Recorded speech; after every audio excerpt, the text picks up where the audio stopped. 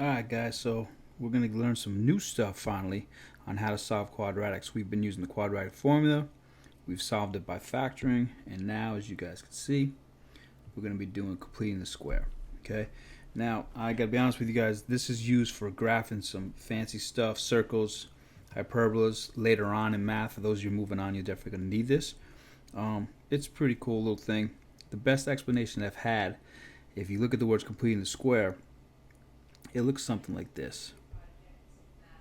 If I gave you that and told you to complete the square, you would have to go through some steps to make this a real square. Of course, you'd have to do the top, and then you'd have to do the side. And then, of course, that's probably not perfect square, but you guys get the idea. So that's completing the square physically. However, in math, completing the square looks like this. That's square in math. So what we're doing is we're going to take our example over here. I'm going to zoom in on it. And we are going to complete the square and eventually turn that into something that looks like this. And then we're going to be able to solve for it. Okay? So completing the square is literally what it says, except for it's not going to be a physical square. It's going to be a mathematical square. Okay? Alright, so let me take you through the steps. Real fast. So for the first time, step 1 is to actually get rid of the constant, the number not hanging out by itself, a, b, c. Okay, so that's actually got to go to the other side. This is the first time. So x squared minus 12x. You guys kind of know you do this in your head. Minus 27 to both sides. I'm going to leave a little space there.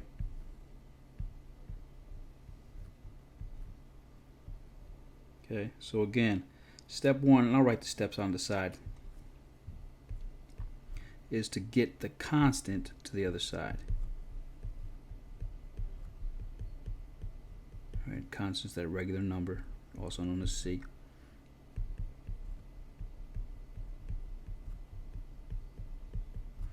Okay, and this is basically saying we're going to start a fresh new square. So we need to come up with a number.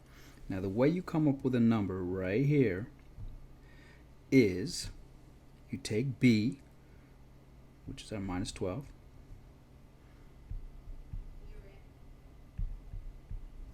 and you cut it in half. And then after you cut it in half, you square it. Now, I'm supposed to put parentheses, but you guys should know by now, if you square a negative number, negative times negative, or a positive number, you know you're going to get a positive number at the end. So just so you know, in a calculator you should put parentheses, but we know it's going to turn into a positive number. Either way, 36. Okay? So, cut it in half, square it. Cut it in half, square it. Back in the day when I had to come up with some cheating ways, completing the square, the C stand for cut in half, and obviously square stands for square it. So I didn't have to change that at all. So 2 steps. Cut it in half, square it. Now that number gets introduced to here. So I do plus 36. And again, it's always going to be plus. Now, the rule is in math, whatever I do to one side, I actually have to do the other side. So I do have to put a plus 36 over here. It's just the rules. Okay? Remember, I am completing or creating a perfect square. That's what this whole construction thing is about. Just like you did with a real square, we had to do a couple steps. Now from here, take a look at what happens. Factor days. Double bubble.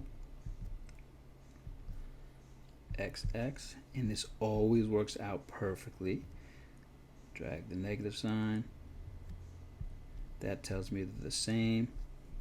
Numbers that multiply to 36 and add to 12. Guys, it's always going to be, just so you guys know, the same number. So if I listed my numbers to 36, I'm getting kind of crowded over here, but let me just take you over here. I got 1 and 36, 2 and 18, 3 and 12. I think it's 4 times 9. No 5, but again, 6 times 6. Now remember, we're always going to end up with the same number. That's just the way completing the square works. So it always ends up being the double. Okay, now the reason this works is anytime you have two things, right? Remember this, two things written the same way, I can also write it as x minus 6 squared, because it's twice. Just a different way of writing it. That's completing the square. I know that seems stupid, but it's the way. And obviously the other side you have to do your thing. So we're at 9, I think. Now, from here, we're going to teach you how to solve it later on. However, for now, this is what I want you guys to get good at. Okay? So step 3, by the way, was factor it. And it will always turn into a perfect square. Now I'm going to give you guys some hints on some shortcuts and things like that, but basically, get rid of the constant, step 1. Step 2, cut the middle one in half, square it. Step 3, it always factors to the same numbers always, and that ends up being your perfect square. Okay? Alright, I'll give you another example. Alright, so let's zoom in on number 2 here. Okay, so again, I'm going to kind of list the steps first, you guys. So step 1, get the constant over, get C over. You guys know what I'm saying. Get C over. Okay, so real fast, draw the wall, add 5. Add 5. X squared plus 4x plus something that we're going to figure out, we're going to construct, we're going to create. Think about this square equals 5. Okay? Step 2, in order to create that, we have to cut in half and square it. Again, complete the square. Right, cut in half and square it. And again, the example is this. If I gave you a square and I said complete that square, you would have to do some steps to complete it. Meaning you'd have to draw this line over here. You'd have to draw this line over here. We're doing the same thing except for we're creating a mathematical square. Okay, so here we go. We got the C over to the other side. Let's take our B. I'll move it over to here. I'm going to take 4. I'm going to cut it in half, which means 2. Then I'm going to square it, which brings me back to 4. That's a coincidence. So there's my magical number. Okay, so I'll put a plus 4 there. By the way, it's not always plus, as you saw last time. I shouldn't have wrote that. It's not always plus. Whatever I do on one side, I have to do the other. Okay? We know that this factors.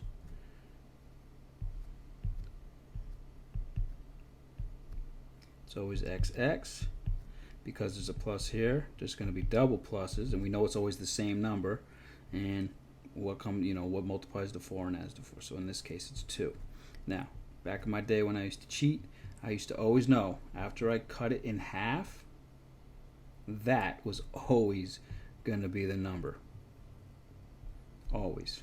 This I have to create to make it work, but I knew it was always going to come back to that half number.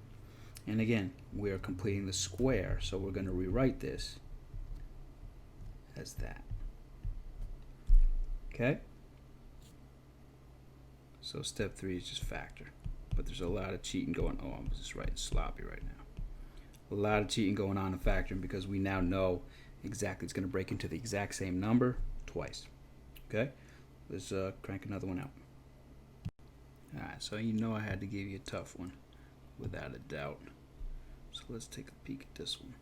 Okay, let's go through this. Now, you guys already see that we got letters all over the place. Now, the truth is, some of you guys are good enough to understand, get the constant over to one side, get the x's over the other side, whatever. I'm going to do kind of what we normally do, which is we always bring things over to the one side.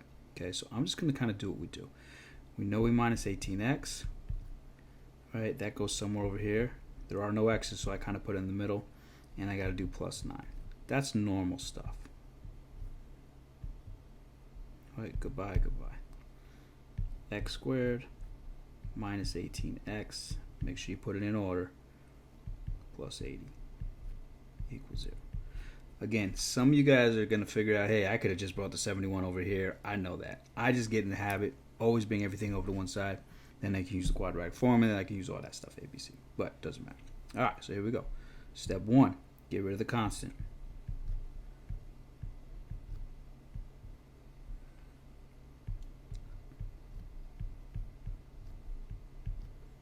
I leave a blank because I know I'm going to fill something in there, completing the square root. I got to do some work. And then off to the side, I usually take it over here. I take b minus 18. I'll cut it in half. That gives me a negative 9. Now I know that that is my special number. We'll talk about cheating later on, but I do have to square it to do all this fun stuff. Positive 81 always turns out positive. Remember, I was supposed to use parentheses, but I'm lazy. But I always know it comes out positive here. All right, so I get an 81. Okay, and that's the hard work. Whatever I do to one side, I have to do the other. Okay, that's the tough part. You've just constructed. Again, you got a two-sided square.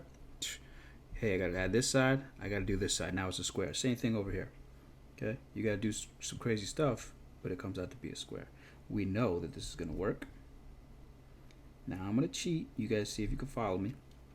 I know this is going to factor to x minus 9 and x minus 9 because I know it's always the middle step. Actually, I won't cheat. I'll do it right.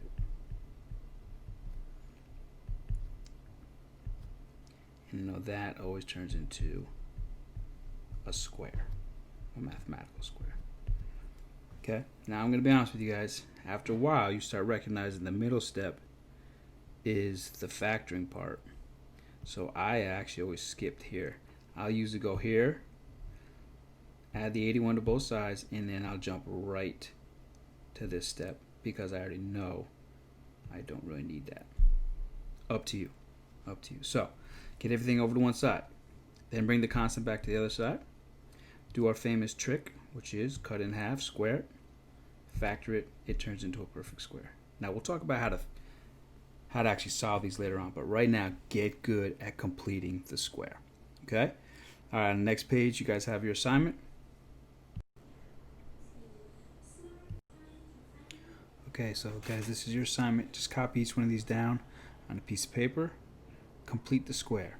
Remember, steps are right here, and again I'm going to highlight them for you. Make sure you guys understand how quick it is. Step 1, just get the regular numbers over to one side. You might have to get them to the first side. Step 2, take that b, cut it in half and square it. Step 3, factor, but remember you can cheat because the factors always come out to be the same number. Alright? Good luck. Answers are on the bottom, so you can check. If you do well on this, trust me, you're doing good work. This is good stuff. Alright?